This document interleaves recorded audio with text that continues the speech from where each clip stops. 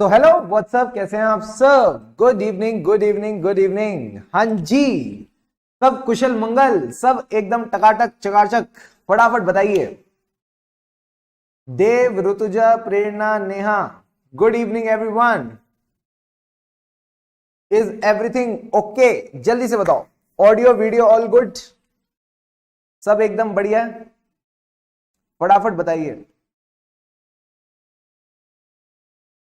Good evening sir, मस्त है, झकास है, क्या बात है, क्या बात है, क्या बात है। सब एकदम टकाटक है, सब एकदम टनाटन है। क्या आपने जो कल हमने पढ़ा उसको रिवाइज किया? क्या आपने कल जो हमने पढ़ा उसको रिवाइज किया? सर कितना सारा पढ़ाया आपने, ठीक है, पहले दिन कितना सारा पढ़ाया आपने, हम कहाँ रिवाइज करेंगे। तो मैं हूं ना आपके साथ। आओ जल्दी से बैठ के बढ़िया तरीके से रिवाइज करें कल हमने क्या क्या पढ़ा था। तो कल हमने जो क्लास की शुरुआत की थी वो कहां से की थी सर? वो हमने की थी ऑडिट की डेफिनेशन से। मैंने आपको सबसे पहले सिखाया क्या, what is a financial audit. तो हमने वो ना फाइनेंशियल ऑडिट को याद रखने का बड़ा सिंपल सा तरीका, इट इज फाइनेंशियल स्टेटमेंट्स का ऑडिट। और ऑडिट का मतलब है एग्जामिनेशन, नारे बाबा ना। ऑडिट का मतलब है independent examination. Sir independent examination किसकी किसकी किसकी कौन किसकी? यारा द ईमान विस्की। सर किसकी? Of the financial information. किसकी financial information? Of an entity. अब ये एंटिटी कैसी थी? मैंने कहा जैसी भी हो, वेदर प्रॉफिट ओरिएंटेड और not, irrespective of the size and legal form. क्यों हम इतनी मेहनत कर रहे हैं सर? हम इतनी मेहनत इसलिए कर रहे थे to express an opinion thereon, where such examination is conducted with a view to express an opinion thereon. Ultimately अपने ओपिनियन के लिए हमने इतनी मेहनत की। क्या ये पूरी की पूरी डेफिनेशन अब आपको टकाटक बैठ गई है? हाँ sir. Audit is an independent examination. किसकी? Of the financial information. किसकी? Of an entity. एंटिटी के बारे में थोड़ा सा बताओ मुझे। एंटिटी कैसी है? वेदर प्रॉफिट ओरिएंटेड और not, irrespective of the size और legal form, where such examination is done with a view to express an opinion thereon. Ultimately जो शेयर होल्डर्स है, अल्टीमेटली जो शेयर होल्डर्स हैं उनको हमें ओपिनियन देना है कि फाइनेंशियल स्टेटमेंट्स कैसे बने हैं। ठीक है, ये बेसिक बात हमने सीखी थी। फिर मैंने आपको ये वर्ड पकड़ा, फिर हमने इंडिपेंडेंट वर्ड पकड़ा और इसको खोल दिया। 1947 में देश आजाद हुआ था, इंडिपेंडेंट हुआ था, उसका इस बात से कोई लेना देना नहीं है। ठीक है, इंडिपेंडेंट का मतलब है ऑडिटर के अंदर 5 क्वालिटीज होनी चाहिए। सर ये 5 क्वालिटीज ऐसी हैं जो कोई प्रोफेशनल में हो, कोई भी प्रोफेशनल में वो 5 क्वालिटीज होनी चाहिए। तो हमने ये क्वालिटीज क्या पढ़ी थी? ये क्वालिटीज हमने पढ़ी थी confidentiality, objectivity, integrity, professional competence, due care, professional behaviour. Sir confidentiality का मतलब क्या है? जो भी क्लाइंट की इंफॉर्मेशन है, जो भी क्लाइंट से इंफॉर्मेशन मिलती है उसकी कॉन्फिडेंशियलिटी का आप इज्जत करके चलेंगे, रिस्पेक्ट करके चलेंगे। क्या ये पॉइंट क्लियर है? बड़ा आसान था कॉन्फिडेंशियलिटी। ऑब्जेक्टिविटी में हमने क्या कहा था? आपका decision none of the other decision, यानी अपना डिसीजन खुद लो। जो आपकी प्रोफेशनल जजमेंट है, जो आपके डिसीजंस हैं, वो डिसीजंस आप लेंगे, आप उनको कॉम्प्रोमाइज नहीं करेंगे। सर कॉम्प्रोमाइज किन 3 चीजों की वजह से हो सकता था? 2 खुद की, 1 दूसरे की। बोलो मेरे साथ, 2 खुद की, 1 दूसरे की। सर खुद की क्या थी? खुद की बायसनेस, खुद का कॉन्फ्लिक्ट ऑफ इंटरेस्ट। मैं बोलता था ना बीसी, सर बीसी का क्या मतलब है? खुद की बायसनेस, खुद का कॉन्फ्लिक्ट ऑफ इंटरेस्ट एंड दूसरे का अनड्यू इन्फ्लुएंस। दूसरे के अनड्यू इन्फ्लुएंस से हम अपनी प्रोफेशनल जजमेंट को कॉम्प्रोमाइज नहीं करेंगे। आई का मतलब क्या था? इंटीग्रिटी। ऑडिटर कैसा हो? चालाक, बेईमान, झूठ, फरेब, ऐसा आदमी या सच्चा और अच्छा आदमी? सर मेरी तरह सच्चा और अच्छा आदमी। सच्चा और अच्छा मतलब he should be very straight forward and honest. He should be very straight forward and honest. Straight forward and honest मतलब, ऑनेस्ट मतलब सच्चाई का देवता, सच्चाई का साथी। सच्चाई को इंग्लिश में क्या बोलते हैं? ट्रुथ। तो मैंने कहा ट्रू के साथ बस फेयर भी बोल देना। ट्रू के साथ बस फेयर भी बोल देना। सर ट्रू के साथ फेयर मतलब कहीं ना कहीं आपने ट्रुथफुलनेस भी रखना है, फेयर डीलिंग भी रखनी है, ट्रुथफुलनेस भी रखना है, फेयर डीलिंग भी रखनी है। एंड ट्रुथफुलनेस और फेयर डीलिंग के साथ साथ आप एक पॉइंट बोलेंगे, हम कभी भी ऐसी रिपोर्ट के साथ एसोसिएट नहीं करेंगे, किसी भी डॉक्यूमेंट के साथ एसोसिएट नहीं करेंगे, किसी भी कम्युनिकेशन के साथ एसोसिएट नहीं करेंगे जहां पे झूठ लिखा है या फिर जो लिखा होना चाहिए वो नहीं लिखा है। सर झूठ लिखा है यानी मटीरियली फॉल्स, मिसलीडिंग स्टेटमेंट लिखे हैं, झूठ झूठ झूठ, और वो इंग्लिश वाला अजीब सा नाम recklessly, these have been provided recklessly, और it omits the required information. जो इंफॉर्मेशन होनी चाहिए थी वो इंफॉर्मेशन नहीं है। तो मैंने कहा बाबू यहां तो इंटीग्रिटी की बैंडी बज जाए। ये सारी चीजें इंटीग्रिटी के लिए आपने ध्यान में रखनी थी। उसके बाद हमने प्रोफेशनल के बारे में 2 पॉइंट डिस्कस करे थे, professional behaviour, professional competence and due care. जब हम बात करते हैं professional competence and due care, sir professional competence कैसे आएगी? पहले तो अटेन करो फिर मेंटेन करो। देखो हर चीज सिर्फ अटेन करने से नहीं होती, मेंटेन भी करनी पड़ती है। आपको जो अमेंडमेंट्स आ रही हैं, जो अपडेट्स आ रही हैं, उसके साथ अपने आप को अपडेटेड रखना पड़ेगा as a chartered accountant. So you need to attain and maintain knowledge and skill. फिर से बोलो मेरे साथ, attain and maintain knowledge and skill. जब आपने नॉलेज एंड स्किल को अटेन और मेंटेन किया तो आप प्रोफेशनली कॉम्पिटेंट तो हो गए। बट ड्यू केयर वाला पॉइंट क्या था? एक्ट डिलीजेंटली, सोच समझ के, शांति से, दिमाग लगा के आपने अपने काम करने हैं। You need to act diligently as per the standards. कौन से स्टैंडर्ड्स? सर जितने भी हमारे टेक्निकल और प्रोफेशनल स्टैंडर्ड्स है उसके हिसाब से आपने काम करना है। क्या ये पॉइंट समझ में आया? हाँ सर। प्रोफेशनल बिहेवियर ने क्या कहा था? एक चीज करनी है, एक चीज नहीं करनी है। आओ मेरे साथ। प्रोफेशनल बिहेवियर ने क्या कहा था? एक चीज करनी है, एक चीज नहीं करनी है। क्या करना है? लॉज एंड रेगुलेशन से कंप्लाई करना है। क्या नहीं करना? कोई भी ऐसी चीज मत करना जिससे हमारे प्रोफेशन की बदनामी हो, जिससे हमारे प्रोफेशन पे डिस्क्रेडिट आए। यही 2 पॉइंट आपने ध्यान रखने थे प्रोफेशनल बिहेवियर में। एक चीज करनी है, एक चीज नहीं करनी है। क्या करना है? Comply with the laws and regulation. क्या करना है? Comply with the laws and regulation. क्या नहीं करना? Don't do any activity which brings discredit to the profession. यहां हमारे 5 प्रिंसिपल्स ऑफ एथिक्स कवर हो गए। सर इसके बाद एक बात लिखी है, auditor should be independent of the entity, independence comprise of both independence of mind, independence of appearance. इसकी डिस्कशन अभी पेंडिंग है, ये डिस्कशन अभी हम करेंगे। अभी के लिए बस इतना याद रखो, ऑडिटर का इंडिपेंडेंट होना जरूरी है। बट ऑडिटर की इंडिपेंडेंस पे एक राक्षस आया, बड़े बड़े बादल छाए, काले काले बादल छाए। उन काले बादल को क्या कहते हैं जल्दी से बताओ? ऑडिटर की इंडिपेंडेंस पे जो काले काले बादल छाए थे उनको क्या कहते हैं? सर थ्रेट्स कहते हैं। अब हम बात करेंगे थ्रेट्स की। बॉडी के थ्रेट्स को दूर कौन भगाए? देखते कौन कौन बच्चा जाग रहा है। अभी तो क्लास शुरू हुई है, चेक करना पड़ता है। बॉडी के थ्रेट्स को कौन दूर भगाए? साफी, साफी, लेट्स ड्रिंक साफी। सर साफी का क्या मतलब था? पूछो मेरे से, साफी का क्या मतलब था? कहां गई साफी? ये रही। साफी का मतलब है सेल्फ इंटरेस्ट थ्रेट। आपका क्लाइंट में फाइनेंशियल इंटरेस्ट है, तुमको क्लाइंट में दिलचस्पी है। तुमने वो गाना सुना है 36 चाइना टाउन का, मुझे तुझ में बड़ी दिलचस्पी है। तो आपको क्लाइंट में बड़ी दिलचस्पी है, आपका क्लाइंट में फाइनेंशियल इंटरेस्ट है। क्यों? क्योंकि आपने क्लाइंट में पैसा लगा रखा है। पैसा कैसे लगा रखा है? शेयर्स के थ्रू। क्या आपको एक पॉइंट याद है? आप बचपन क्या लॉ में एक सेक्शन पढ़ के आए हो, सेक्शन 141 सब सेक्शन 3।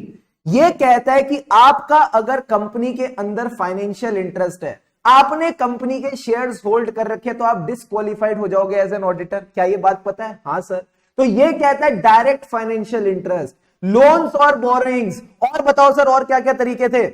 मैंने कहा फीस वाले 2 पॉइंट याद रखना, heavy dependence on the fees और कंटिजेंट फीस। बाकी 2 तरीके जो फाइनेंशियल रिश्ते के होते हैं वो है बिजनेस और एम्प्लॉयमेंट। बिजनेस और एम्प्लॉयमेंट वाला पॉइंट आप ध्यान में रख के चलेंगे।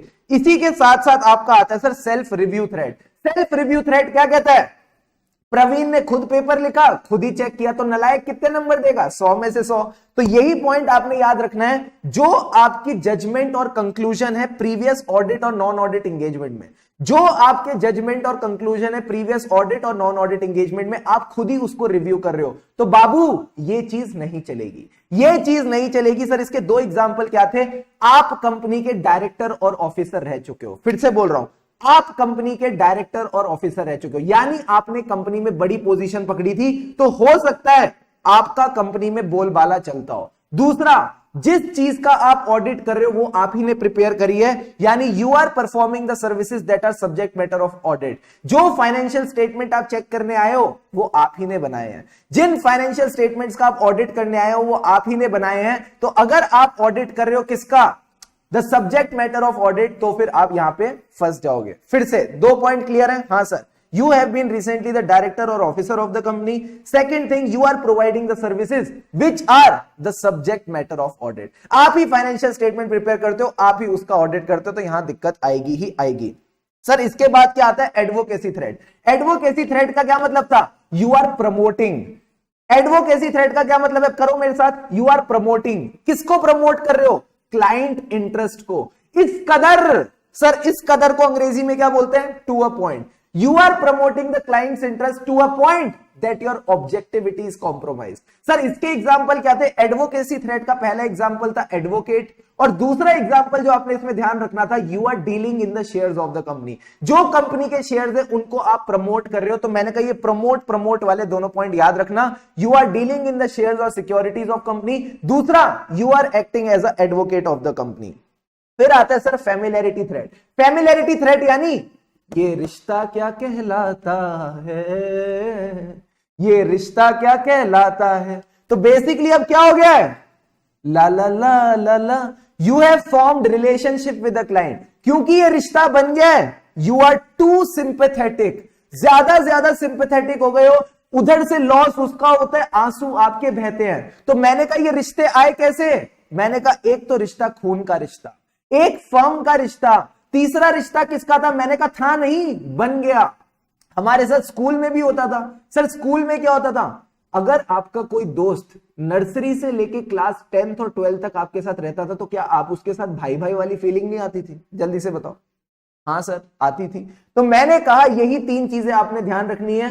ब्लड का रिश्ता यानी क्लोज रिलेटिव, दूसरा आपका पार्टनर वाला रिश्ता, तीसरा रिश्ता बन गया बिकॉज ऑफ लॉन्ग एसोसिएशन। अब जब तीनों रिश्ते बन गए तो गिफ्ट्स भी आएंगे, हॉस्पिटैलिटी भी आएगी। सर हॉस्पिटैलिटी लिखा है, हॉस्पिटल नहीं, पहले ही बोल रहा हूं, हॉस्पिटल वो होता है जहां पे आप अपना इलाज कराते हो, उसका इससे कोई लेना देना नहीं है। हॉस्पिटैलिटी का क्या मतलब है? फैसिलिटीज। आपको बढ़िया बढ़िया फैसिलिटीज मिल रही है, तो आपने बोलना है क्या? इन तीनों रिश्तों में हमको क्या मिले? गिफ्ट्स और हॉस्पिटैलिटी। फिर से बोलो, गिफ्ट्स और हॉस्पिटैलिटी। यही पॉइंट आपने कहीं ना कहीं ध्यान में रख के चलने हैं। फिर लास्ट आता है इंटिमिडेशन थ्रेट। सर इंटिमिडेट करना मतलब सामने वाले को अनकंफर्टेबल कराना, उसको डराना धमकाना। ड से डराना, ड से डेटर्ड, ड से डराना, ड से deterred. Auditor is deterred from acting objectively. वो ऑब्जेक्टिवली बेचारा काम नहीं कर पा रहा। सर क्यों नहीं कर पा रहा? आपने उसको थ्रेटन किया है, आपने बोला आप उसको निकाल दोगे, आपने बोला आप उसके ऊपर लिटिगेशन कर दोगे। दोनों थ्रेट किए तो बेचारे को प्रेशर आ गया, दोनों थ्रेट क्रिएट किए तो बेचारे को प्रेशर आ गया। सर प्रेशर किस चीज का? To reduce the audit work in response to reduced audit fees. आपने कहा मैं तेरे को फीस कम दूंगा, तो उस बेचारे को भी अब अपना काम कम करना पड़ रहा है, तो वो तमीज से काम नहीं कर पाएगा। क्लियर है? पहला प्रेशर क्या था? पहला थ्रेट क्या था? कि आप उसको रिप्लेस कर दोगे। दूसरा थ्रेट क्या था? कि आप उसके ऊपर लिटिगेशन कर दोगे। जब ये दोनों थ्रेट क्रिएट किए तो बेचारे पे प्रेशर आ गया to reduce the work in response to reduced audit fees. फटाफट बताओ क्या पांचों के पांचों थ्रेट्स क्लियर है? Answer is yes. बट मेरा फेवरेट शो है तारक मेहता का उल्टा चश्मा। सर तारक मेहता का उल्टा चश्मा क्या कहता है? वो कहता है प्रॉब्लम्स तो है सबके साथ, बस नजरिए की है बात, बस सॉल्यूशन की है बात। तो मैंने कहा फर्क नहीं पड़ता कितने भी थ्रेट्स हो, अल्टीमेटली हमें सेफगार्ड्स की बात करनी है। बट इस टॉपिक की ब्यूटी क्या है? ये बात सेफगार्ड्स की करता है, बट सेफगार्ड मिलेंगे नहीं। तो सेफगार्ड में क्या बोलेंगे? सीधा बोलो auditor should be and appear to be independent. पहला पॉइंट तो ये आ जाता है। इंडिपेंडेंस कैसे होगी? चाबी से। सर चाबी का क्या मतलब है? की fundamental principles.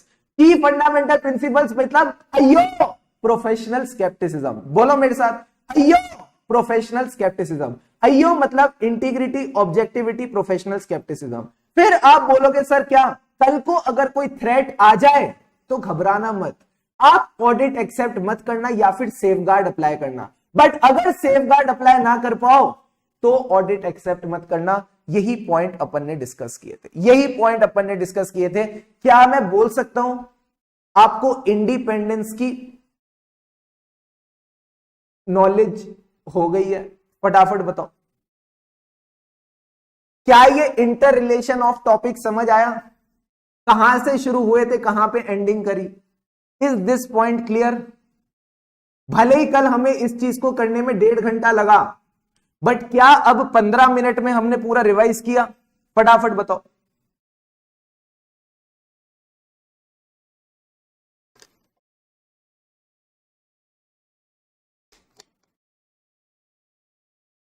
This is the power of memory techniques. This is the power of memory techniques. सिर्फ समझ के कुछ नहीं होने वाला बाबू, सिर्फ समझ के कुछ नहीं होने वाला। हमको क्या बनना है? हमको रेंचो बनना है। हम समझेंगे भी और याद भी करेंगे, तभी ऑडिट में आगे बढ़ेंगे। आई बात समझ? मजा आ गया सर, मजा आ गया, वेरी वेरी गुड। अब एक बात बताओ, इसी के बाद आपने मुझे बोला था एक टॉपिक पढ़ाओ सर। सर टॉपिक का नाम क्या था? टॉपिक का नाम था प्रोफेशनल स्केप्टिसिज्म। टॉपिक का नाम था प्रोफेशनल स्केप्टिसिज्म। सारे बच्चों ने क्या कहा था कि प्रोफेशनल स्केप्टिसिज्म क्या होता है, हमको समझ में नहीं आया। तो प्रोफेशनल स्केप्टिसिज्म के टाइम पे अपन ने क्या किया था? एकता कपूर को बुलाया। प्रोफेशनल स्केप्टिसिज्म के टाइम पे अपन ने क्या किया? एकता कपूर को बुलाया। आओ एकता कपूर की मदद ले। जो एकता कपूर वाली आंटी थी, जो एकता कपूर वाली आंटी थी, सर एकता कपूर वाली आंटी कैसे एटीट्यूड में थी? आंटी अलर्ट थी। जब घंटी बजी तो अलर्ट थी। उन्होंने शर्ट पे दाग देखा तो उन्होंने सवाल पूछा यानी क्वेश्चनिंग माइंड। एंड तीसरा, फिर उस शर्ट को चेक किया कि एक्चुअल में वो सॉस है या कुछ और। उसको क्या बोलते हैं? Critical assessment of audit evidence. तो यही 3 पॉइंट आपने याद रखने, एटीट्यूड, उसके बाद अलर्ट टू द सर्कमस्टेंसेस विच में इंडिकेट फ्रॉड। दूसरा पॉइंट क्या था बाबू? क्वेश्चन पूछेंगे, क्वेश्चनिंग माइंड। एंड तीसरा पॉइंट आपने इसमें ध्यान रखना है, critical assessment of audit evidence. अब सर एक बात बताओ, प्रोफेशनल स्केप्टिसिज्म में हमको किन 4 चीजों को लेकर अलर्ट रहना है? तो पहली चीज मैंने आपको बताई थी, एक ऑडिट डॉक्यूमेंट दूसरे से कॉन्ट्राडिक्ट कर रहा है। बैंक स्टेटमेंट कुछ और कह रहा है, बैंक की कंफर्मेशन कुछ और कह रही है। तो जब भी 2 डॉक्यूमेंट्स कॉन्ट्राडिक्ट करेंगे तो मेरे मन में सवाल उठेगा। जब भी 2 डॉक्यूमेंट्स कॉन्ट्राडिक्ट करेंगे मेरे मन में सवाल उठेगा। It will bring into question the reliability of documents. And कहीं ना कहीं किसकी खुशबू आएगी? सर खुशबू आएगी फ्रॉड की। अच्छा एक बात बताओ, जो भी मैं ये स्लैंग्स बोलता हूं कि यहां पे आपको खुशबू आएगी, आप खुशबू वर्ड अपने नोट्स में लिखते हो नहीं लिखते हो? फटाफट बताओ, क्या आप खुशबू वर्ड अपने नोट्स में लिखते हो? बिकॉज अगर आप नहीं लिख रहे, आप ये सब बातें भूल जाओगे बाद में जाके, पहले ही बता रहा हूं। ये पॉइंट आपने याद रखना है। जब भी मैं आपको 2 पॉइंट्स रिलेट करके तीसरे पे लेके आ रहा हूं, ये पॉइंट याद रखना, तभी आपको थर्ड पॉइंट याद आएगा सेकंड के बाद रिवीजन करते वक्त। तो थर्ड पॉइंट क्या कहता है? जब एक डॉक्यूमेंट दूसरे से कॉन्ट्राडिक्ट करेगा, कहीं ना कहीं आप उसकी रिलायबिलिटी पे क्वेश्चन कर रहे हो, तो किस पे खुशबू आ रही है? सर हमें खुशबू आ रही है फ्रॉड की। अब जब फ्रॉड की खुशबू आ रही है तो आपका काम बढ़ जाएगा। सर काम बढ़ जाएगा यानी need for audit procedure in addition to those required by standards on auditing. क्या ये पॉइंट क्लियर है? जस्ट टेल मी यस और नो। Yes sir. अब इतनी मेहनत करने का क्या फायदा? It will reduce the risk of उई। सर उई का क्या मतलब है? Overlooking unusual circumstances. Cash balance बहुत ज्यादा है बट इंश्योरेंस नहीं ले रखी। दूसरा, over generalising when drawing the conclusion. 9 महीने का कंट्रोल टेस्टिंग कर ली, 9 महीने के प्रोसेसेस देख लिए, तो क्या अगले 3 महीने के छोड़ दें? मैंने कहा नहीं, अगले 3 महीने के भी आपको देख के चलने पड़ेंगे। एंड तीसरा पॉइंट क्या है सर? तीसरा पॉइंट कहता है आई यानी inappropriate assumptions while designing the nature, timing and extent of audit procedure. अगर आपको लगता है यहां पे चांसेस है फ्रॉड के, अगर आपको लग रहा है चांसेस है गफले के, तो फिर आपको अपने ऑडिट प्रोसीजर की मात्रा बढ़ानी पड़ेगी। तो आप गलत अजम्पशंस नहीं लगाएंगे। यही बात हमने प्रोफेशनल स्केप्टिसिज्म में की थी। अब सर एक बात बताओ, इसी के साथ साथ हम लास्ट में गए किधर? हम गए थे ऐसे 200 पे। ऐसे 200 की अब हमने स्टार्टिंग की थी, फटाफट पानी के 2 घूंट लगाओ और अब हम स्टार्ट करते हैं ऐसे 200 का पार्ट। ये हमने कल एक बार डिस्कस किया था, वापस एक बार इसको दोहराएंगे और यहां से गाड़ी को आगे बढ़ाएंगे।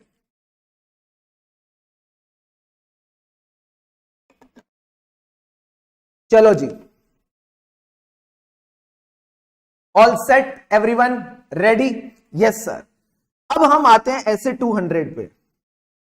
ऐसे 200 का नाम क्या था सर? पहली बात तो मैंने आपको बताया ऐसे क्या है। ऐसे क्या है? ऐसे का मतलब है, फुल फॉर्म अगर आप लिखना चाहो, स्टैंडर्ड ऑन ऑडिटिंग। यानी जैसे आपके अकाउंटिंग स्टैंडर्ड्स हैं जिनको यूज करके आप अपने अकाउंट्स बनाते हो, अकाउंट सीखते हो, वैसे ही स्टैंडर्ड्स ऑन ऑडिटिंग आपको ज्ञान देते हैं कि किस तरह से आपने ऑडिट करना है। और इनका जो प्रिंसिपल स्टैंडर्ड है, जो स्टैंडर्ड हमको समझाता है कि ऑडिटर अपने ओवरऑल ऑब्जेक्टिव कैसे अचीव करेगा, ऑडिटर ऑडिट कैसे करेगा, ये ऐसे 200 बताता है। ये ऐसे 200 बताता है। तो सर ऐसे 200 क्या है? ये पहली बात तो 200 नहीं है, ये 200 है। ये 0 नहीं, ये O है। सर O का क्या मतलब है? मैंने आपको ये बात कल भी बताई थी, फिर बता रहा हूं, ध्यान से समझना। O का मतलब है ओवरऑल, दूसरे O का मतलब है ऑब्जेक्टिव। ऑब्जेक्टिव मतलब आप क्या अचीव करना चाहते हो। ऑब्जेक्टिव मतलब आप क्या अचीव करना चाहते हो। Overall objective of auditor. क्या ये ऑडिटर फीका फीका अच्छा लग रहा है या इसके आगे कुछ और लिखूं? क्या ऑडिटर फीका फीका अच्छा लग रहा है या इसके आगे कुछ और लिखूं? सर इसके आगे कुछ और लिखो, overall objective of independent auditor. भाई साहब ऑडिटर ऐसा वैसा नहीं है, इंडिपेंडेंट ऑडिटर। इंडिपेंडेंट कैसे बनते हैं वो आपको 5 प्रिंसिपल्स पता है, उनके थ्रेड्स पता है, उनके सेफगार्ड्स पता है, उसकी डिस्कशन अब मैं वापस नहीं करूंगा। बट ऑडिटर कैसा हो? हमारा ऑडिटर इंडिपेंडेंट हो। एंड ये ओवरऑल ऑब्जेक्टिव अचीव कैसे होंगे? पूछो मेरे से, ये ओवरऑल ऑब्जेक्टिव अचीव कैसे होंगे? सर ये अचीव होंगे when you do your audit as per standards on auditing and conduct of audit. Conduct of audit in accordance with standards on auditing. यानी अगर ऑडिटर को अपना ओवरऑल ऑब्जेक्टिव अचीव करना है तो वो क्या करे? सर वो अपना ऑडिट कंडक्ट करेगा। वो अपना ऑडिट कंडक्ट करेगा कैसे? इन accordance with the standards on auditing. यही बात आपने ध्यान रखनी है। क्या इतना बड़ा नाम अच्छा लग रहा है या इसको छोटा करूं? क्या इतना बड़ा नाम अच्छा लग रहा है या इसको छोटा करूं? सर इसको छोटा करो। तो मैं कहता हूं पूरे स्टैंडर्ड के पहले पहले अक्षर उठा लो। ओवरऑल ऑब्जेक्टिव के पहले अक्षर क्या है? ओ। इंडिपेंडेंट ऑडिटर के पहले अक्षर क्या है? IA। इसके पहले पहले अक्षर क्या है? तो मैंने कहा CASA।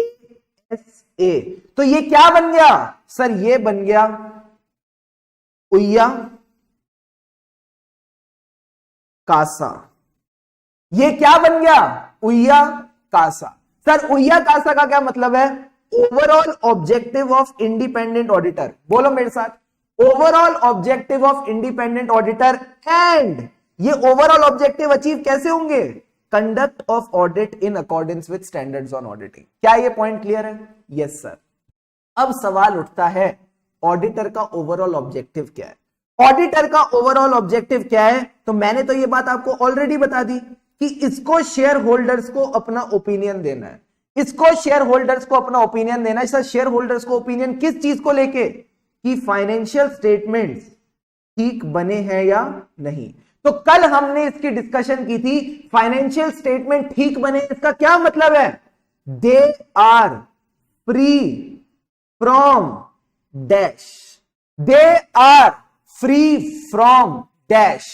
They are free from dash. किस चीज से मुक्त है हमारे फाइनेंशियल स्टेटमेंट? किस चीज से मुक्त है हमारे फाइनेंशियल स्टेटमेंट? जल्दी से बताओ क्या नहीं है फाइनेंशियल स्टेटमेंट में? Free from miss statement. जल्दी से सारे बच्चे लिखो चैट बॉक्स में, free from miss statement. Lavanya very good. और कौन कौन है यहां पे? हर्षित, मानसी नलायक, विनीत नलायक, प्रथम नलायक, रान्या वेरी वेरी गुड। और देखो कौन कौन अच्छे अच्छे बच्चे आए हैं, प्रकाश नलायक। ये जितने बच्चे मिस स्टेटमेंट नहीं लिख रहे सारे नलायक, मिस स्टेटमेंट वाले समझदार हैं। फ्री फ्रॉम मिस स्टेटमेंट, या फिर यहां पे कुछ मिसिंग है, या फिर यहां पे कुछ मिसिंग है। सर मिसिंग है, मिस स्टेटमेंट से फर्क नहीं पड़ता, मटेरियल मिस स्टेटमेंट से पड़ता है। अरे 10 रुपए की गलती के पीछे फाइनेंशियल स्टेटमेंट की बैंड बजाओगे क्या? Free from material miss statement, free from material miss statement. अरे भाई साहब मिस स्टेटमेंट थोड़ी होगा, मटेरियल मिस स्टेटमेंट होगा। तो जितने बच्चों को मैंने नलायक बोला था सब सही थे, सबने एकदम सही आंसर दिया था, very very good. They are free from material misstatement. यही पॉइंट आपने ध्यान रखना है। आओ मैं आपको एक बार इसका पूरा का पूरा रिवाइज कराऊं।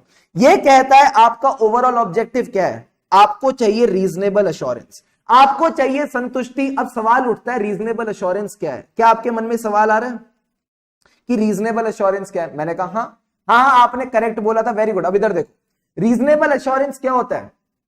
क्या सवाल आ रहा है? हाँ सर, अभी इसकी डिस्कशन करेंगे 5 मिनट के बाद, ठीक है। रीजनेबल अश्योरेंस किस चीज को लेके? Whether the financial statements as whole are free from material misstatement, ठीक है सर।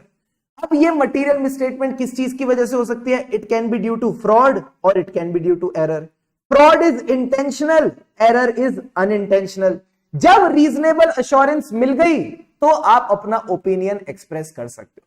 जब रीजनेबल अश्योरेंस मिल जाएगी तो आप अपना ओपिनियन दे सकते हो। एक बात बताओ, अगर मैं बोलता हूं मटेरियल मिस स्टेटमेंट नहीं है, क्या मैं बोल सकता हूं फाइनेंशियल स्टेटमेंट एफआरएफ के हिसाब से बने हैं? मिस स्टेटमेंट का मतलब क्या था? कल हमने डिस्कशन की है ये आखिरी में। जब मैं बोलता हूं मिस स्टेटमेंट, तो मिस स्टेटमेंट का मतलब क्या है? There is a difference, there is a difference. A difference किसके बीच में? जो फाइनेंशियल स्टेटमेंट बने हैं और जो फाइनेंशियल स्टेटमेंट बनने चाहिए थे as per the applicable FRF. हमारे शेड्यूल 3, हमारे अकाउंटिंग स्टैंडर्ड के हिसाब से जो फाइनेंशियल स्टेटमेंट बनने चाहिए थे और जो फाइनेंशियल स्टेटमेंट एंटिटी ने बनाए हैं उसमें डिफरेंस है। सर डिफरेंस किस चीज को लेके? ACPD, amount, classification, presentation, disclosure. या तो अमाउंट में डिफरेंस है, या तो क्लासिफिकेशन में डिफरेंस है, या तो प्रेजेंटेशन में डिफरेंस है, या तो डिस्क्लोजर में डिफरेंस है। और अगर मैं बोलूं मटेरियल मिसस्टेटमेंट नहीं है, अगर मैं बोलूं मटेरियल मिसस्टेटमेंट नहीं है, यानी जैसे फाइनेंशियल स्टेटमेंट बनने चाहिए थे वैसे ही बने हैं, तो क्या मैं इसको दूसरे तरीके से ये नहीं कह सकता that financial statements are prepared in all material respects as per the applicable FRF? कान ऐसे पकड़ लो या कान ऐसे पकड़ लो, आप तो कान ही पकड़ रहे हो, समझ रहे हो? कान ऐसे पकड़ लो या कान ऐसे पकड़ लो, कान ही तो पकड़ रहे हो। तो क्या ये दोनों बातें सेम बात कह रही हैं? एक बार जल्दी से रीड करो और मुझे बताओ कि आपको ये फीलिंग आ रही है। एक तरफ मैं कहता हूं मटेरियल मिसस्टेटमेंट नहीं है, एक तरफ मैं कहता हूं मटेरियल मिसस्टेटमेंट नहीं है। तो अगर मटेरियल मिसस्टेटमेंट नहीं है यानी फाइनेंशियल स्टेटमेंट्स एफआरएफ के हिसाब से ही बने हैं। क्या मैं कान को दोनों अलग अलग तरीके से पकड़ रहा हूं? जल्दी से बताओ।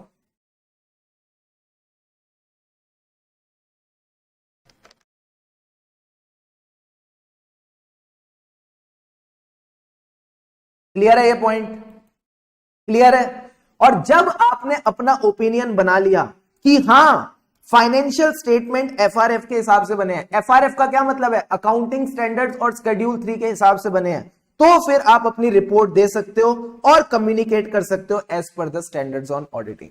फिर आप रिपोर्ट कर सकते हो, कम्युनिकेट कर सकते हो as per the standards on auditing. And this is the overall objective of auditor, this is the overall objective of auditor. क्या आप ओवरऑल ऑब्जेक्टिव मेरे साथ लिखना चाहोगे?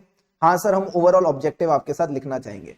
फटाफट नोट डाउन करो, very very important. Yes I can see your message, इधर आ जाओ जल्दी से। Overall objective of auditor SA 200। सबसे पहले हमें ऑब्टेन करनी है क्या? Reasonable assurance.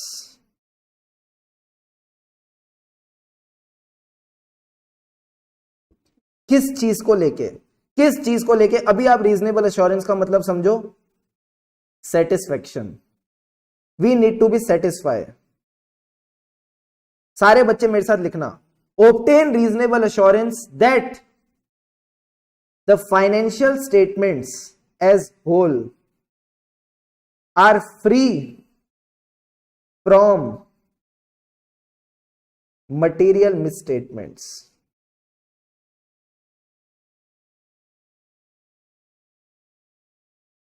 मटीरियल मिसस्टेटमेंट का क्या मतलब है?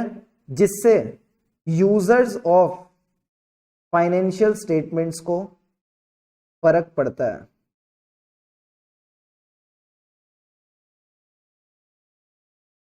तो उन्हीं के लिए तो हम ऑडिट कर रहे हैं, उन्हीं के लिए तो हम ऑडिट कर रहे हैं। तो जिस चीज से उनको फर्क पड़ता है उससे हमको भी फर्क पड़ता है। हम भी यही चाहते हैं कि फाइनेंशियल स्टेटमेंट में मटीरियल मिसस्टेटमेंट ना हो। एक बार जब आपको ये सेटिस्फेक्शन मिल गई कि फाइनेंशियल स्टेटमेंट में मटीरियल मिसस्टेटमेंट नहीं है, तो फिर आप क्या कर सकते हो? Then you can express your opinion. Sir opinion किस चीज को लेके? That the financial statements are prepared in all material respects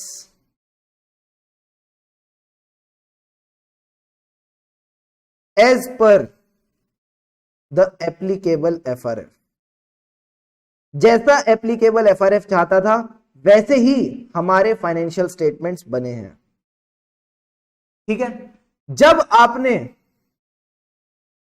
हाँ बच्चा कह रहे इंडिपेंडेंट नहीं लिखा, oh my God sorry, independent. ठीक है, जब हमारे पास ओपिनियन रेडी हो जाएगा फिर अपन क्या करेंगे? Then we will report and communicate as per standards on auditing.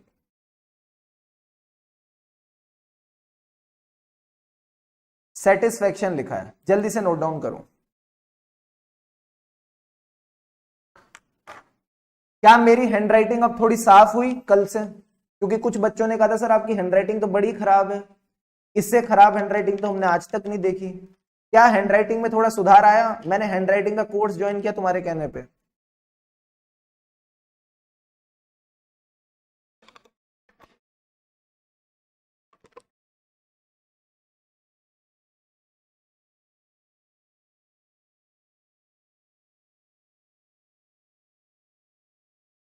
बताओ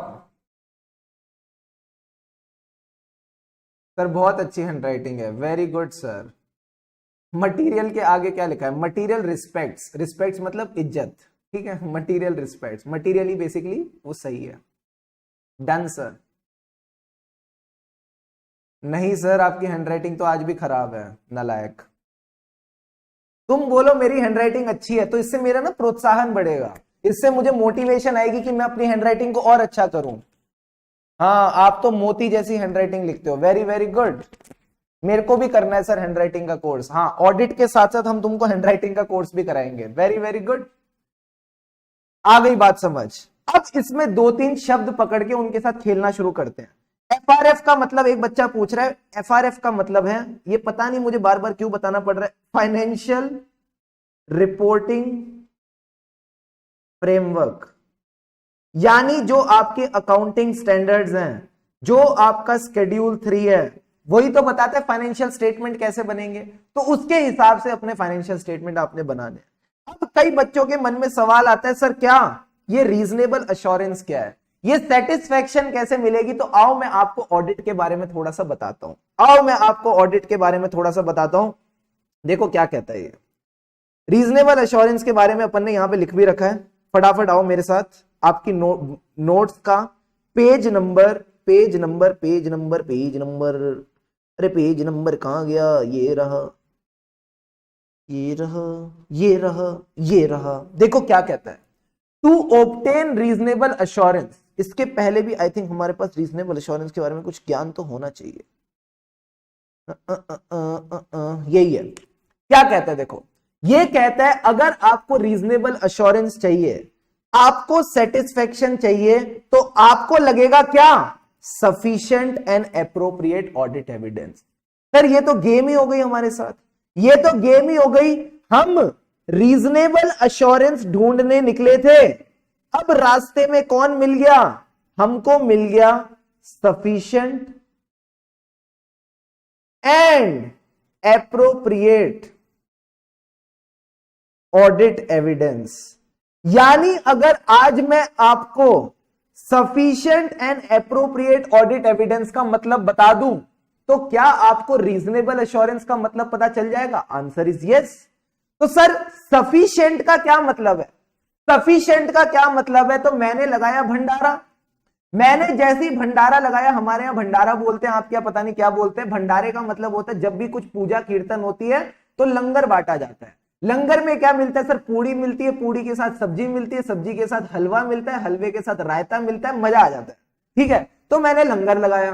तो एक बंदा आया, उसने 4 पूड़ी खाई। मैंने कहा 1 पूड़ी और लो, कह रहा मेरे लिए सफिशिएंट है। एक बंदा आया, उसने 10 पूड़ी खाई। मैंने कहा 1 और लो, कह रहा मेरे लिए सफिशिएंट है। तो सर 6 और 10 क्या है? ये क्वांटिटी है। जब मैं बोलता हूं सफिशिएंसी, इसका मतलब क्या है? क्वांटिटी। कितना ऑडिट एविडेंस लोगे, कितना कितना ऑडिट एविडेंस लोगे, तो उसको अपन बोलते हैं क्वांटिटी। ठीक है सर। अब ये क्वांटिटी किस पे डिपेंड करती है? मैंने कहा 2 चीजों पे।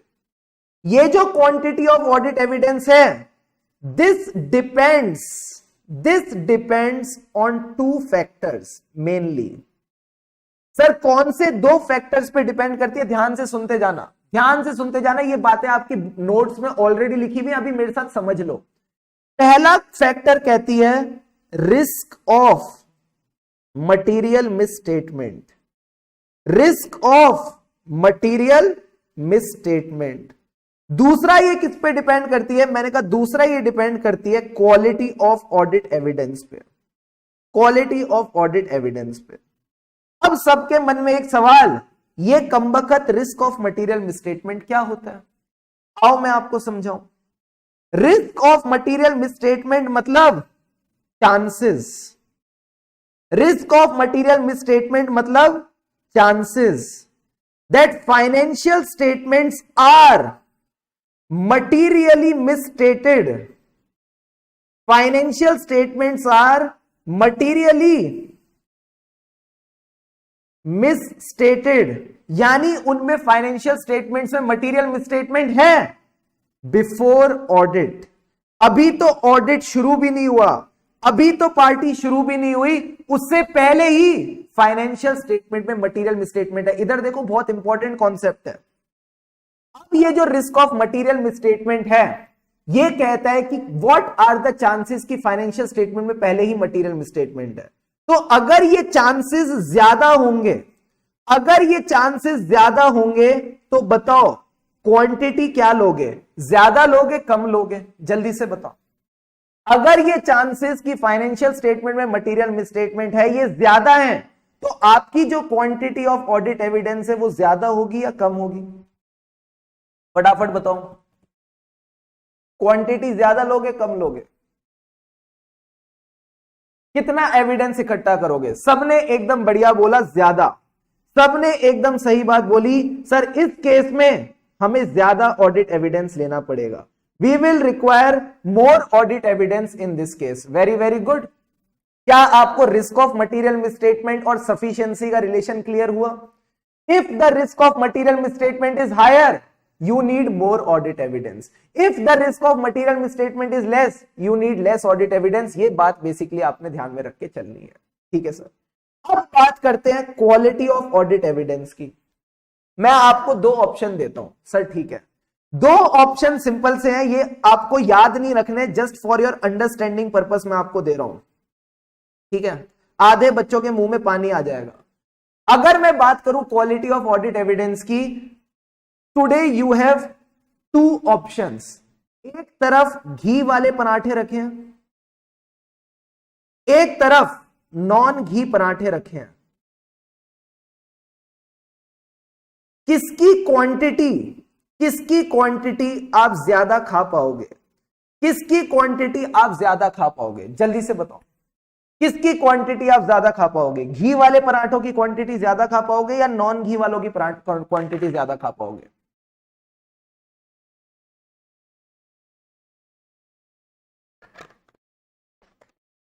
बच्चे ने बोला घी वाली। कैसे कैसे? घी वाले पराठे में, एक पराठे में तुम्हारे पेट की बैंड बच जाएगी, मैक्सिमम 2। बट अगर मैं नॉन घी वाले पराठों की बात करता हूं, वो तो तुम चप चप चप चप खाते चले जाओगे, क्योंकि वो हैवी थोड़ी होते हैं। जब मैं रोटी पे घी लगाता हूं वो हैवी हो जाती है, जब मैं पराठे पे घी लगाता हूं उसकी क्वालिटी बढ़ जाती है, वो हैवी हो जाती है। तो एक पराठे, 2 पराठे में ही पेट भर जाता है, ज्यादा पराठे नहीं खा पाओगे। बट जब मैं बात करता हूं नॉन घी वाले पराठे की, उसमें मान लो घी नहीं है बट टेस्ट वैसा ही है, ठीक है, तो क्वालिटी तो कम है बट आप क्वांटिटी कहीं ना कहीं ज्यादा खा पाते हो, आपके वो पेट को उतना लगता नहीं है, आपको उतना फुलफिलिंग वो फील होती नहीं है। तो मैं बोलूं, जब भी क्वालिटी अच्छी होगी, जब भी घी ज्यादा डला होगा तो कम क्वांटिटी से भी काम चल जाएगा, जब भी घी ज्यादा डला होगा तब कम क्वांटिटी से भी काम चल जाएगा।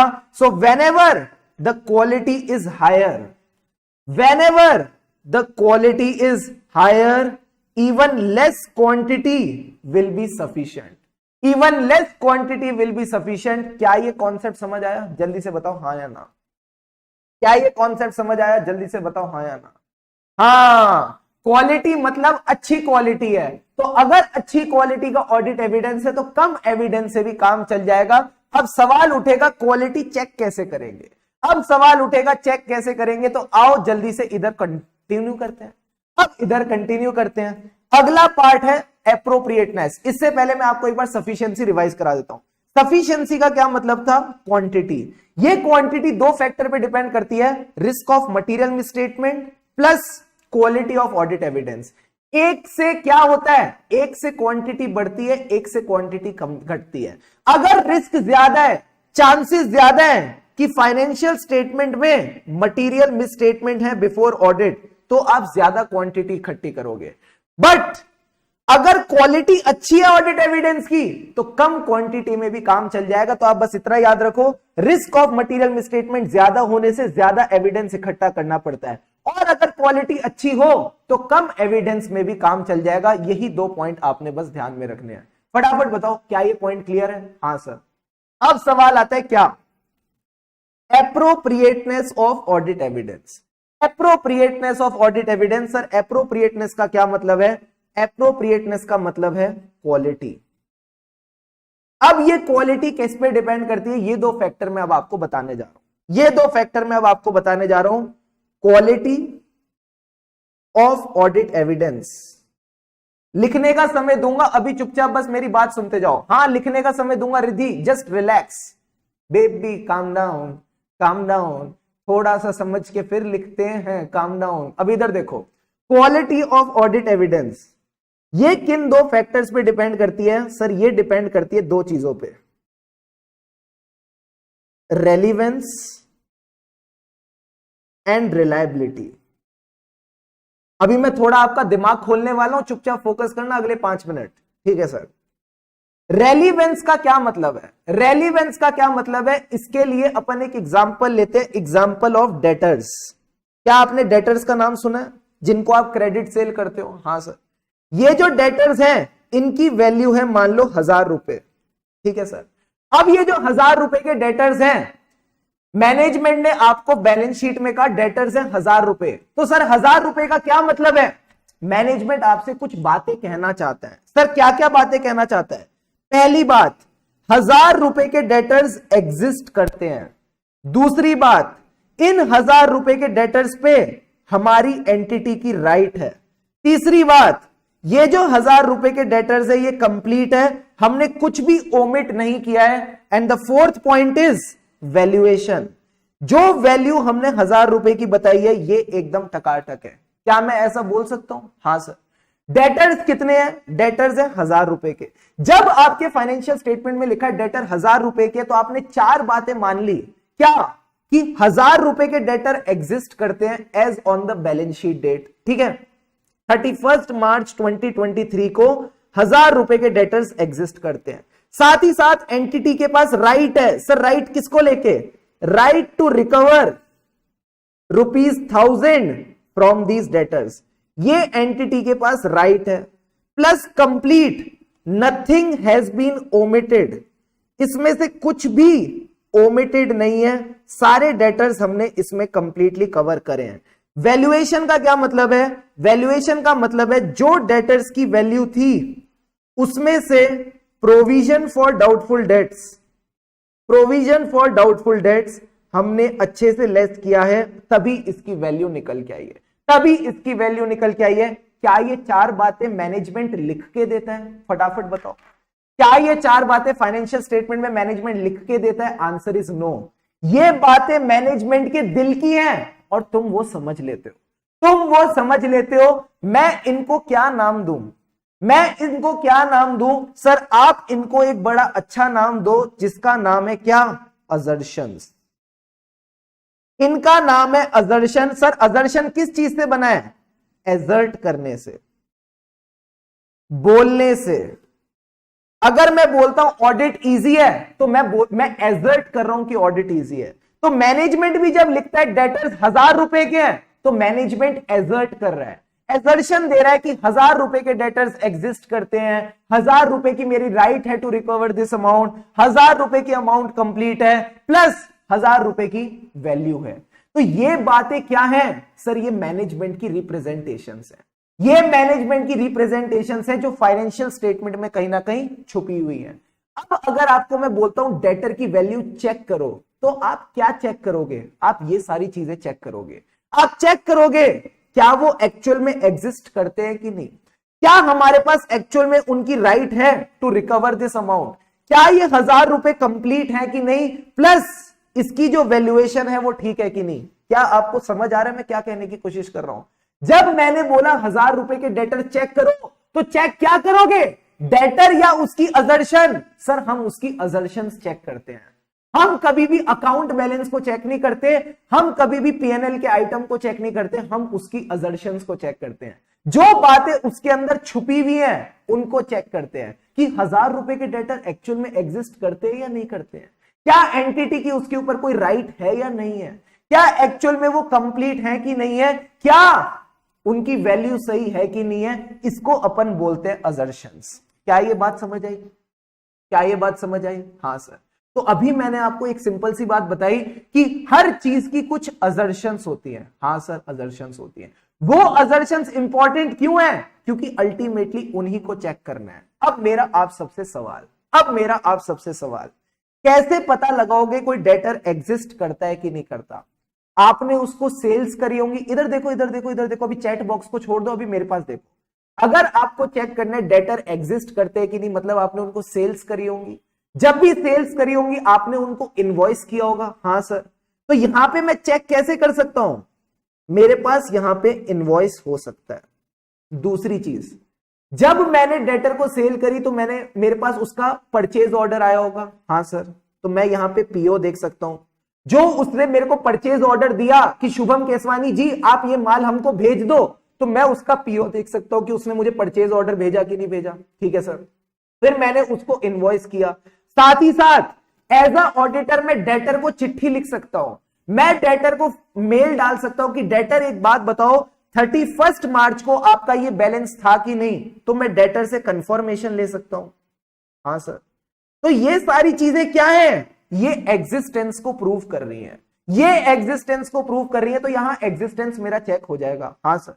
इसी तरह जब मैं बोलता हूं राइट टू रिकवर, कहीं ना कहीं यही के यही डॉक्यूमेंट्स यहां भी चल जाएंगे। हाँ सर। यही के यही डॉक्यूमेंट्स यहां भी चल जाएंगे। बट अब सवाल उठता है क्या कंप्लीटनेस के लिए भी यही डॉक्यूमेंट्स चल जाएंगे या कुछ एक्स्ट्रा करना पड़ेगा? क्या कंप्लीटनेस के लिए भी यही डॉक्यूमेंट चल जाएंगे या कुछ एक्स्ट्रा करना पड़ेगा? मैंने कहा द आंसर इज एक्स्ट्रा करना पड़ेगा। ये सारी चीजें तो आप उन डेटर्स की देखोगे जो मैनेजमेंट ने फाइनेंशियल स्टेटमेंट्स में रिकॉर्ड कर रखे हैं, जो फाइनेंशियल स्टेटमेंट्स में रिकॉर्डेड हैं उनकी एग्जिस्टेंस चेक करोगे, उनका चेक करोगे कि हम इनसे रिकवर कर पाएंगे कि नहीं। बट हो सकता है मैनेजमेंट से कोई डेटर रह गया हो, तो वो कैसे पता चलेगा कि वो डेटर 31 मार्च 23 को था? कोई बच्चा सोच पाएगा? कोई बच्चा सोचना चाहेगा? कैसे पता चलेगा 31 मार्च 23 को कोई डेटर रहा होगा और वो मैनेजमेंट से छूट गया है? मैं आपको एक बात बताऊं। हाँ सर बताओ, ध्यान से समझो। अगर कोई डेटर 31 मार्च 23 को है, यानी उससे पैसा आना है, अगर पैसा आना है तो पैसा किस में आएगा? बैंक स्टेटमेंट में आएगा। वेरी वेरी गुड, 2-3 बच्चों ने तो लिख दिया। तो मैं क्या कर सकता हूं सर? आप क्या कर सकते हो? आप अप्रैल, मई, जून इनके बैंक स्टेटमेंट्स उठा सकते हो। आप इनके बैंक स्टेटमेंट्स उठा सकते हो और जितने भी क्रेडिट्स हुई है अमाउंट, जितनी भी अमाउंट्स क्रेडिट हुई हैं, चेक करो क्या उनमें कोई डेटर तो नहीं छुपा है, क्या उनमें कोई डेटर तो नहीं छुपा है।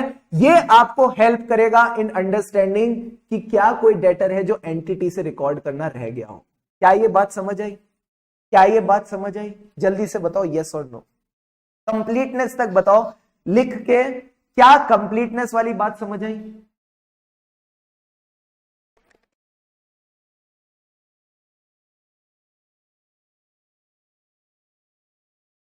Please tell me fast. क्या कंप्लीटनेस तक everything is clear? Yes sir. अब आता है सवाल प्रोविजन फॉर डाउटफुल डेट्स का।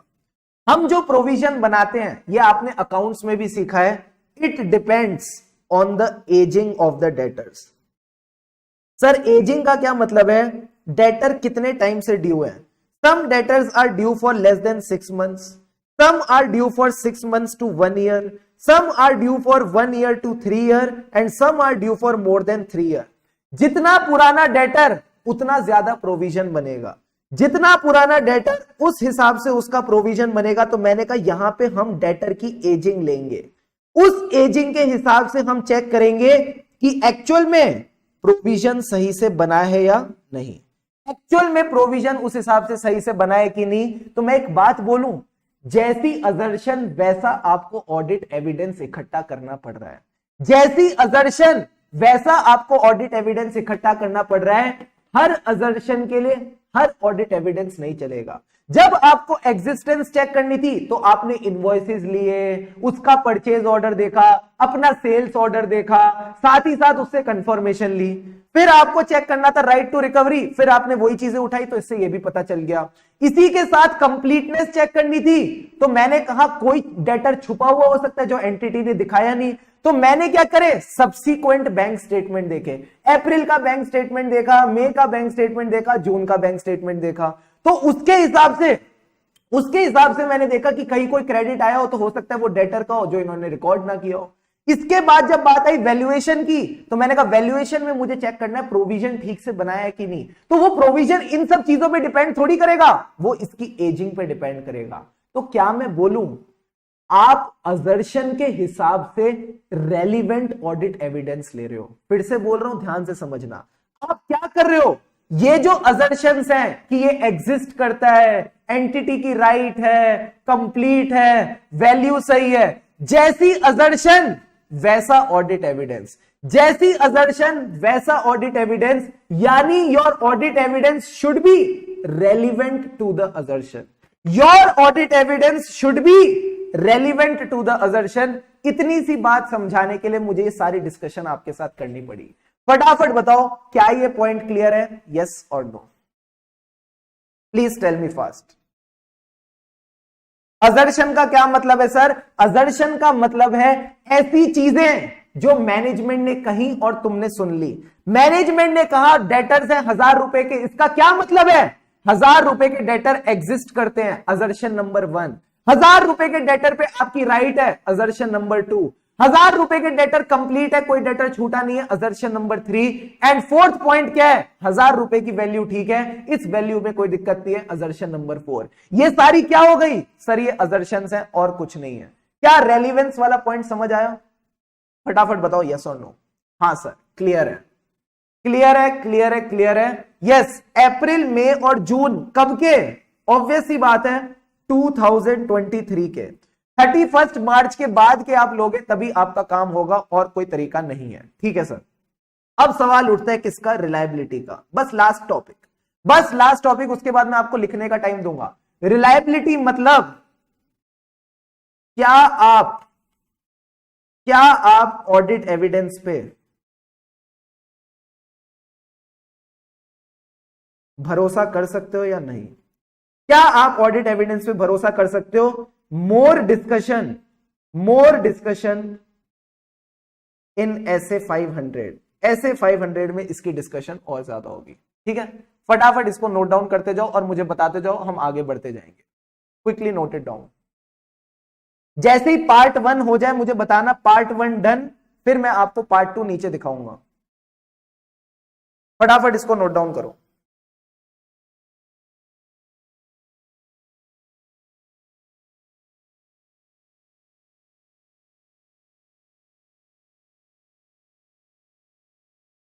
सर हॉर्न बजा दो, यस हॉर्न बजा देते हैं।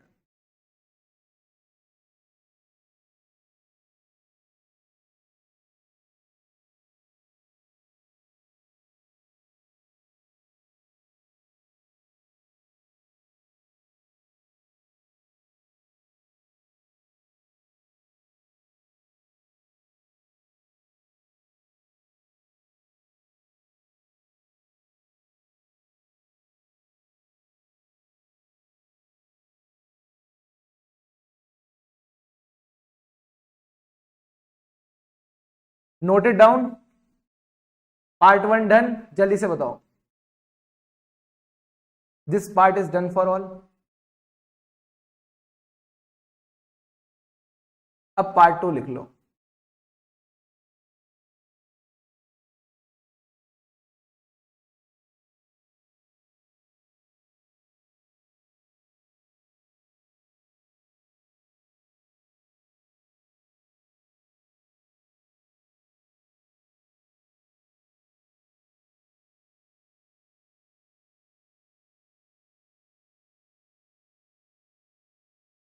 हर्ष कह रहे हैं नॉट डन येट। अरे यार सर इतना फास्ट होता क्या? नहीं नहीं नहीं नहीं नहीं, सॉरी सॉरी सॉरी सॉरी। लिखो जल्दी लिखो।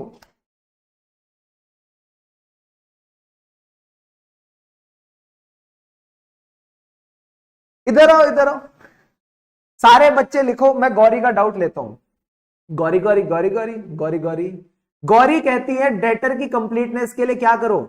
एक एंटिटी जो साल भर में हजारों करोड़ों सेल्स करती हैं, वो सारे इनवॉइस उठा लो, एक एक इनवॉइस को चेक करो, क्या माल गया किसका पैसा आया, क्या माल गया किसका पैसा आया, क्या माल गया किसका पैसा आया। गौरी एक बात बताओ, तुम्हारे पास इतनी फुर्सत आती कहां से है? हमारे पास तो नहीं आती पूरे दिन में इतनी फुर्सत। क्या मैं ऑडिटर इतना वेला हूं कि मैं एक एक इनवॉइस बैठ के चेक करूं?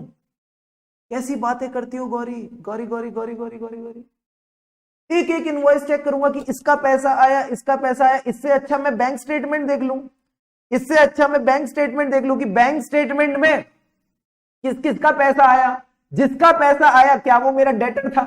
ये आसान काम है। तुम जो कह रही हो वो सुनने बोलने के लिए अच्छा है, बट प्रैक्टिकल नहीं है। ठीक है, वो प्रैक्टिकल नहीं है। हाँ, एक साल में एक ही ऑडिट नहीं करना है, बहुत सारे ऑडिट करने हैं, बहुत पैसा छापना है।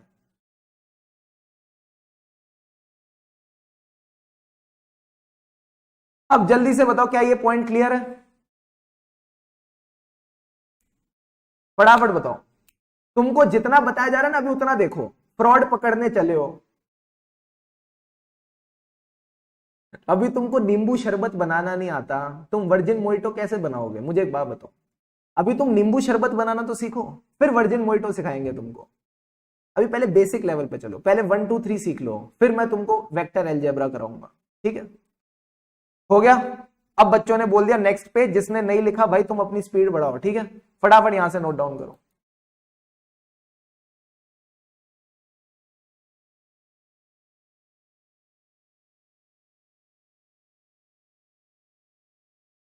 हाँ श्याम, मुझे तुम्हारा मैसेज दिख रहा है, बट मैं तुम्हारे मैसेज को देख के करूं क्या? कुछ अच्छी बात तो लिखो। ओके ओके सर, गुस्सा नहीं करना। अरे मैं गुस्सा नहीं कर रहा, मैं तुमको समझा रहा हूं।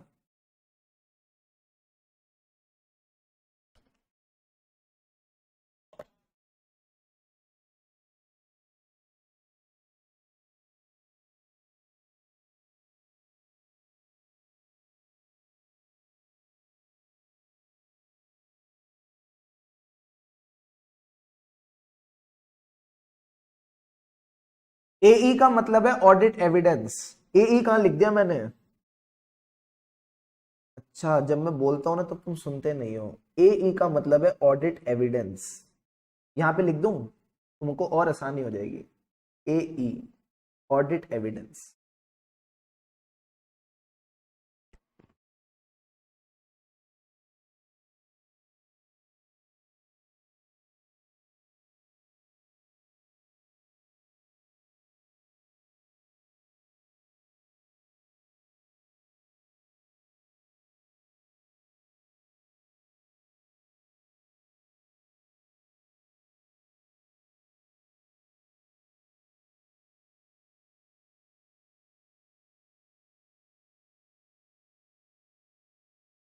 डन डनाडन डन, फटाफट। हर्षित कह रहे हैं सर कल से ज्यादा मजा आ जा रहा है। हाँ, मुझे भी कल से ज्यादा मजा आ जा रहा है। सबको कल से ज्यादा मजा आ जाएगा। लिख लिया।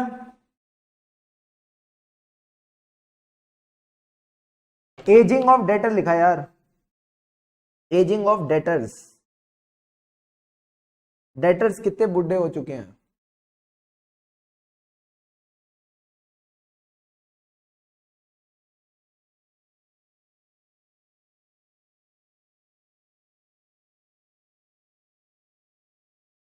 शाबाश, गई सर दिमाग में बात। अब मैं इसको थोड़ा समराइज करूं। हाँ सर समराइज करो। अब मास्टर जी थोड़ा सा समराइज कर दो, बहुत सारी बातें आपने लिखवा दी। अब इधर आ जाओ। हाँ, किसी के उड़ाने का मजा अलग ही आता है। इधर आओ तुम नालायक। अभी तक मैंने तुमको क्या सिखाया सर? आपने हमको सिखाया एसए 200। एसए 200 का क्या मतलब था? उया कासा, overall objective of independent auditor and conduct of audit in accordance with standards on auditing. बस इतनी सी बात मैंने आपको समझाई थी। ओवरऑल ऑब्जेक्टिव में मैंने आपको बोला क्या चाहिए? Reasonable assurance that financial statements are free. Sir किससे फ्री हैं? From material misstatement. हमारे जो फाइनेंशियल स्टेटमेंट्स हैं वो मटीरियल मिसस्टेटमेंट से फ्री हैं। बस इतनी सी बात आपने समझनी थी। अब चुपचाप यहां पे देखो, जब आपको रीजनेबल एश्योरेंस मिल जाएगी तो आप अपना ओपिनियन दे सकते हो। सर उसके बाद पहले कान यहां से पकड़ा, अब कान यहां से पकड़ेंगे। मटीरियल मिसस्टेटमेंट नहीं है, यानी financial statements are prepared in all respects as per applicable FRF। जब ओपिनियन रेडी हो गया तो फिर आप उसको रिपोर्ट कर सकते हो as per the standards on auditing. सारे बच्चे मुझे थम्स अप दो, सारे बच्चे मुझे थम्स अप दो, फिर ही मैं आगे बढ़ूंगा। फटाफट।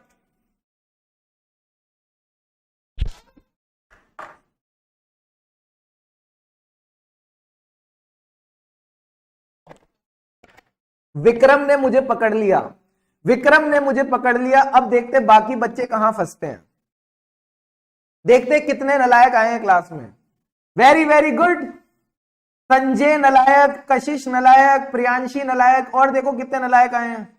नेहा, हर्ष, एक से बढ़कर एक नालायक भेजे हैं। लवीशा, मानसी, पलक, कैफ, शवानाज, मोहम्मद, गौरव, नेहा, हट, और कौन है?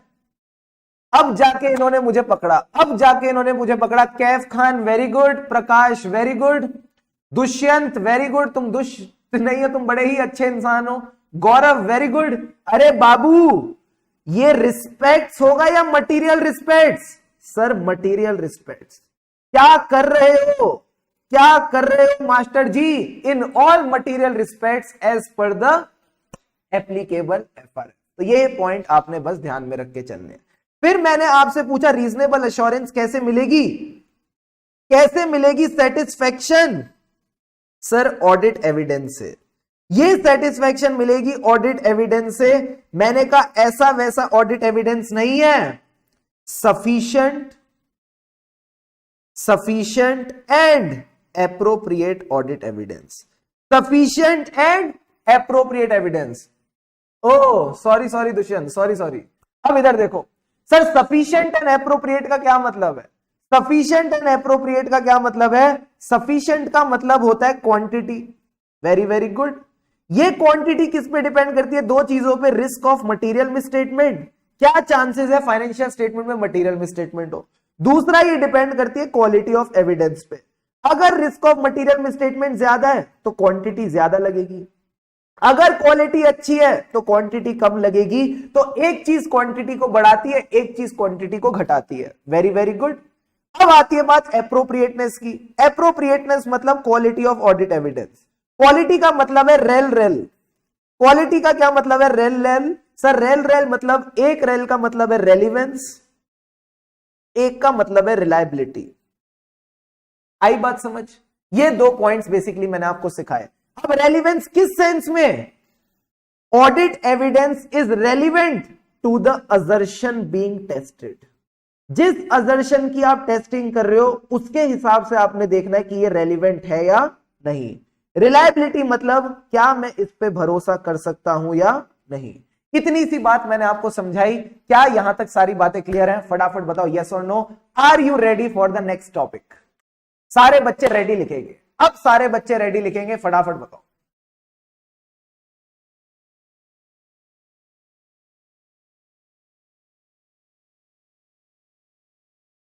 Come on everyone.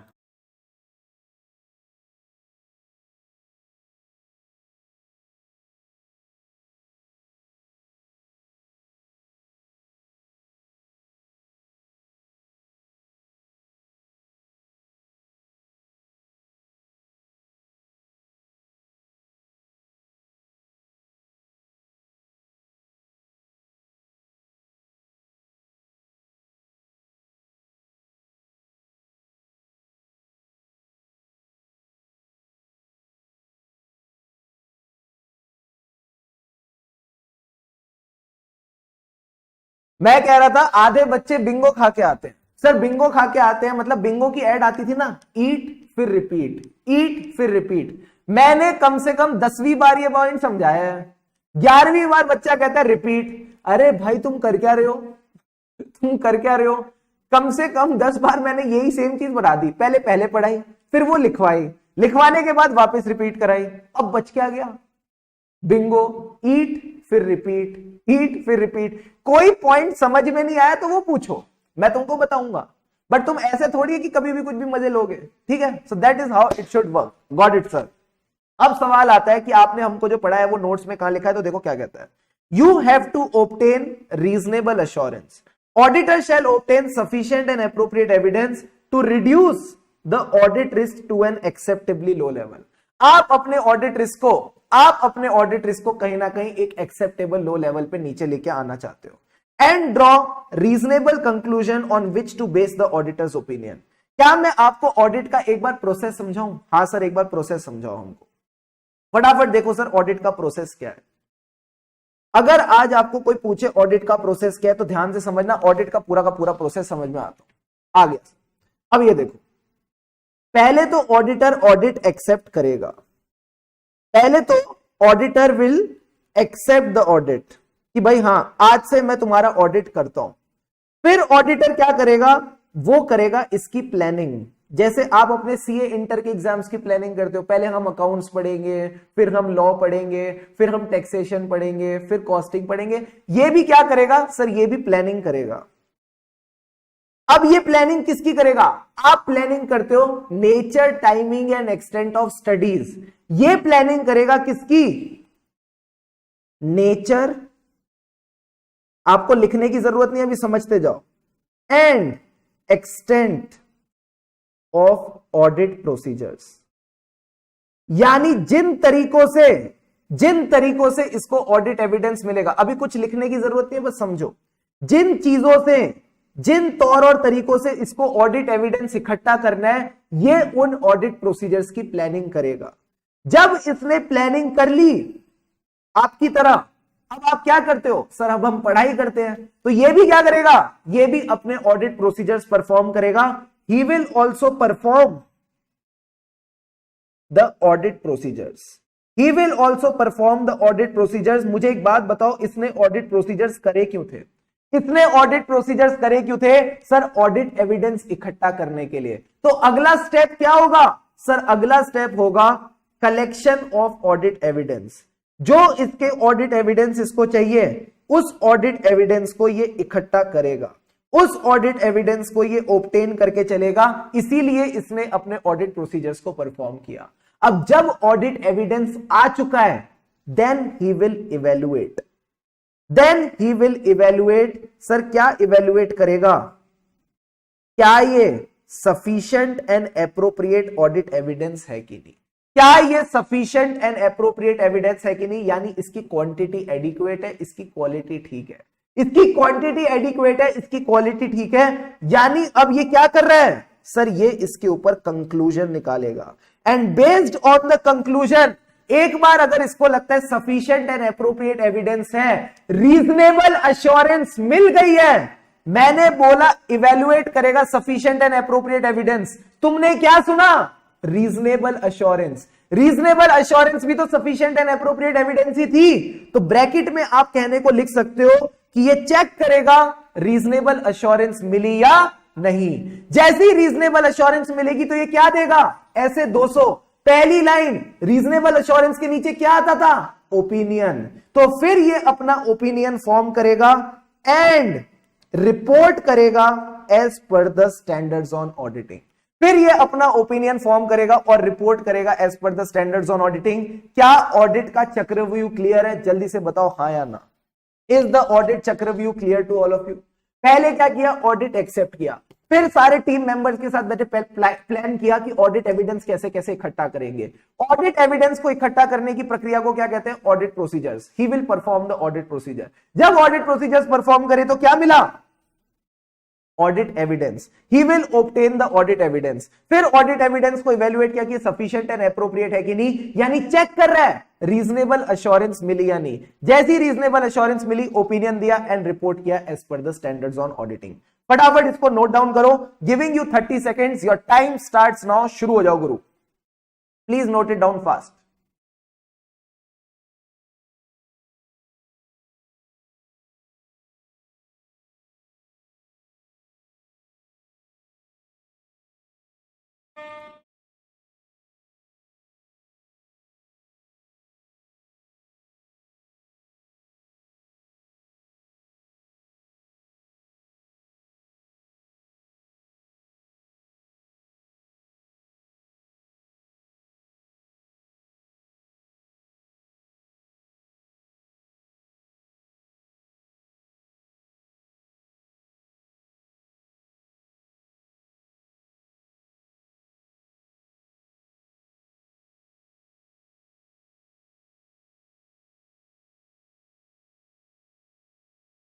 समृद्धि इधर आओ, मुझे एक बात बताओ, पहले आप मार्क्स लाते हो या पहले पढ़ाई करते हो? मेरा सबसे सवाल है, ये सबसे सवाल है, आप पहले मार्क्स लाते हो या पढ़ाई करते हो? सर पहले पढ़ाई करते हैं। जब हम पढ़ाई करेंगे, कहां कहां से आते हैं बच्चे, जब हम पढ़ाई करेंगे तभी तो मार्क्स आएंगे। फिर चेक करो मार्क्स उतने कि आप पास हो पाओगे। बच्चा कह रहा है सर क्या पहले मार्क्स ले लो फिर पढ़ाई कर लो? ऐसे थोड़ी होता है, ऐसे थोड़ी होता है। एविडेंस पहले लेंगे फिर प्रोसीजर कैसे परफॉर्म कर सकते? तुम कैसी कैसी बातें करते हो यार, कौन सोचता है ऐसे? तुम पहले पढ़ाई करोगे तभी तो मार्क्स आएंगे, और जब मार्क्स आएंगे तो चेक करो क्या ये सफिशिएंट है पास होने के लिए। अगर पास होने के लिए सफिशिएंट है तो बाहर निकलो, ठीक है, फिर जाओ फाइनल लेवल पे। तो आप क्या करोगे? सर आप इस केस में सबसे पहले तो पढ़ाई करोगे। जब एक बार आपने पढ़ाई करी, परफॉर्म करे ऑडिट प्रोसीजर, फिर ऑडिट एविडेंस मिलेगा ना, फिर ऑडिट एविडेंस को चेक करो वो सफिशिएंट एंड एप्रोप्रिएट है या नहीं, उसके हिसाब से आप अपना ओपिनियन बनाओगे। ये सिंपल सी बात मैंने आपको बताई। इतनी सी बात में बताओ क्या कोई दिक्कत है कि नहीं, बाकी बातें अपन आगे करेंगे। क्लियर है यहां तक पॉइंट? हाँ, audit procedure means collecting audit evidence. Audit procedure means collecting audit evidence. यही एक तरीका है एविडेंस को कलेक्ट करने का। हाँ, आई बात समझ? बच्चा कह रहा है फीस पहले मिलेगी या बाद में? तुमको तो नहीं मिलेगी, ठीक है, तुम काम पे ध्यान नहीं देते, तुम्हारा ध्यान फीस में। तुमको कोई क्लाइंट नहीं अपॉइंट करने वाला एज ऑडिटर। क्लियर है सर? अब कोई दिक्कत की बात नहीं है। अब आ जाओ फटाफट अपने नोट्स पे, देखो क्या कहता है। Auditor shall obtain reasonable assurance. इसके लिए वो क्या करेगा? सफिशिएंट एंड एप्रोप्रिएट एविडेंस लेगा to reduce the audit risk to an acceptably low level. Reasonable assurance नहीं मिली तो क्या होगा, इसकी अपन आगे बातें करेंगे, अभी यहां पे फोकस करो। To reduce the audit risk to an acceptably low level and draw reasonable conclusion to base the auditor's opinion. क्या यही प्रोसेस मैंने आपको बताया? पहले एविडेंस आएगा, एविडेंस के बाद क्या आएगा, कंक्लूजन आएगा, कंक्लूजन के बाद ओपिनियन आएगा। यही 3 स्टेप प्रोसेस यहां पे लिखा हुआ है। अब रीजनेबल एश्योरेंस का क्या मतलब है? क्या ये गारंटी है कि फाइनेंशियल स्टेटमेंट ठीक बने? The answer is no.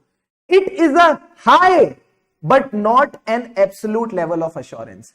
As a auditor मैं आपको गारंटी नहीं दे सकता, एज अ ऑडिटर मैं आपको गारंटी नहीं दे सकता कि फाइनेंशियल स्टेटमेंट एकदम ठीक बने, चकाचक बने, नारे बाबा ना। मैं आपको सिर्फ एक रीजनेबल एश्योरेंस दे सकता हूं, मैं आपको एक हाई लेवल ऑफ एश्योरेंस दे सकता हूं। 100% एश्योरेंस नहीं दे सकता, 100% गारंटी नहीं दे सकता कि फाइनेंशियल स्टेटमेंट ठीक बने हैं। तो अगर आईसीआई आपसे पूछता है रीजनेबल एश्योरेंस, क्या रीजनेबल एश्योरेंस एब्सोल्यूट एश्योरेंस है? नहीं। क्या रीजनेबल एश्योरेंस 100% गारंटी है? नहीं। It is a high but not absolute level of assurance. ये पॉइंट आपने ध्यान रखना है। इतनी देर से मैं आपको एक पॉइंट बता रहा हूं, audit evidence. Sir audit evidence क्या है? इंफॉर्मेशन जिससे ऑडिटर किस पे अराइव करता है? कंक्लूजन पे। और कंक्लूजन से कहां जाता है? ओपिनियन पे। क्या वो एक डायग्राम में ये पूरा का पूरा टॉपिक क्लियर कर दिया? क्या वो एक ही डायग्राम ने पूरा का पूरा टॉपिक क्लियर कर दिया? Answer is yes. अब सर एक बात बताओ, सफिशिएंसी का क्या मतलब है, एप्रोप्रिएटनेस का क्या मतलब है? ये आपने ऑलरेडी मेरे साथ नोट डाउन कर लिया, ये आप ऑलरेडी मेरे साथ नोट डाउन कर चुके हो। इसके बारे में और डिटेल चर्चा होगी ऐसे 500 में। तो रीजनेबल एश्योरेंस का क्या मतलब है? It is a high but not absolute level of assurance. मिलेगी कैसे? Sufficient and appropriate evidence. Evidence से क्या निकला? कंक्लूजन। कंक्लूजन से क्या निकला? ओपिनियन। दूसरी चीज ऑडिट एविडेंस क्या है? जिस इंफॉर्मेशन को यूज करके ऑडिटर कंक्लूजन निकालता है, उसके बाद ओपिनियन बनाता है, उसी को अपन ऑडिट एविडेंस कहते हैं। ये सिंपल सी बात आपने ध्यान में रख के चलनी है। क्लियर है? अब मेरा आप सबसे सवाल, एज एन ऑडिटर आप कॉम्प्रोमाइज क्यों कर रहे हो? एज एन ऑडिटर आप कॉम्प्रोमाइज क्यों कर रहे हो? आप रीजनेबल एश्योरेंस के साथ क्यों जा रहे हो? आप एब्सोल्यूट एश्योरेंस क्यों नहीं ले रहे? इसका आंसर मिलेगा ब्रेक के बाद।